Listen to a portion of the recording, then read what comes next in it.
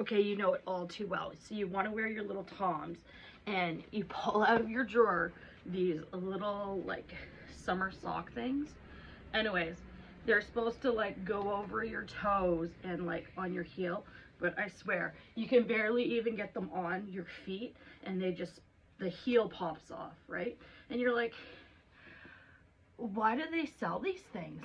I must have been doing it wrong my whole life, because like realistically, you take the shoe, take the sole piece out of your little Tom, and you want to put it on the toe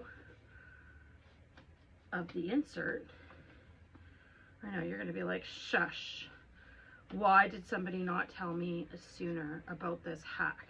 Okay, so then you just cover the insole that goes in the shoe, and you stick it back in like so, and you have them on. They stay on. The little sole piece of the sock doesn't fly off your foot every time you walk. Anyway, it's brilliant. So, shoe hack for you.